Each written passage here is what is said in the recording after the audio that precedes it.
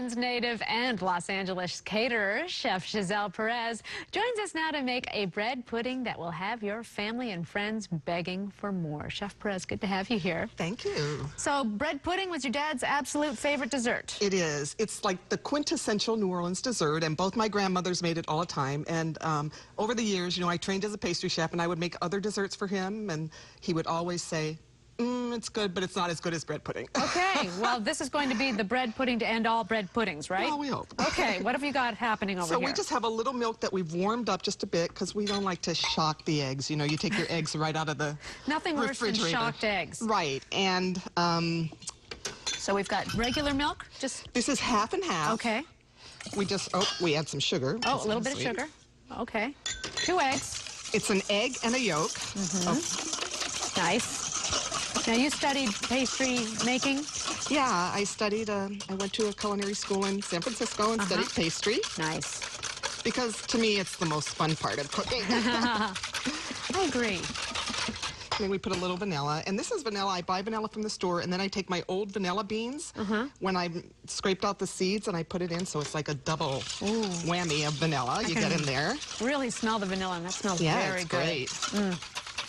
And then we just pour it over the bread. Now, what kind of bread did you use? Well, I used brioche. It's a brioche and a little bit of leftover croissant. Now, if you do that in New Orleans, people will look at you funny. Really? Yes, because to them, the only appropriate bread for bread pudding is leftover French bread. I'll take brioche and a little croissant. It makes it a little bit richer, you know, but... And hey, I have go big. Go big. I have a brother who lives in New Orleans, and he made it with, you know, we have a specialty called king cake there. Oh, and yes. Right. I've had that. He made his bread pudding with leftover king cake for a friend of his once, and the friend was just, like, incensed that he did that. But it's delicious. I would have been very happy to receive that. Okay, so then what happens? So then we just... we have butter. A little ramekin here. So these are all personalized little bread puddings we're making.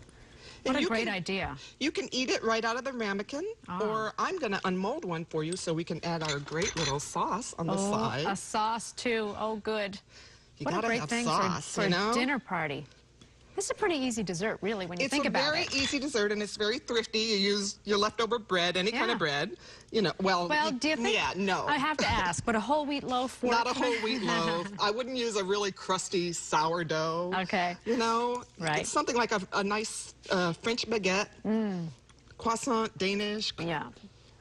Okay, and then I forgot to add the raisins. See, that's very important. Now I add raisins or coconut, dried cherries, whatever you have, you know. So it's a very versatile dessert. Yes, it is. Whatever you like.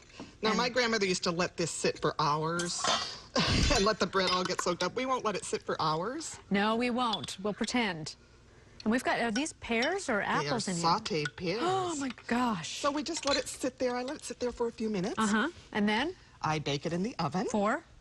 About 25 to 30 minutes. You know, some ovens are a little faster than others. And this is what it comes out looking like? I've unmolded it from the ramekin here. Look at that, okay. And we then pour a little bit of these pears on? Now, I've sauteed the pears till they get a little bit brown. Gosh, You can sort of see in the pan, they're just a slight bit brown. They're gorgeous. And then I take them, oops, little spill. That's okay, it's all right. I can take care of that, believe me. And then a little whip? A little whipped cream. Now, when I saute the pears, I flambe a little liqueur into it. No, we can't flambe today. No, no, no. The fire department wouldn't like that. No, they would not. And then I add a little cream and reduce it. Giselle Perez, I can see why your daddy loves this so much. Thank you very much. You're very welcome. Get me that spoon. Jerry, I'll save you some. Over to you.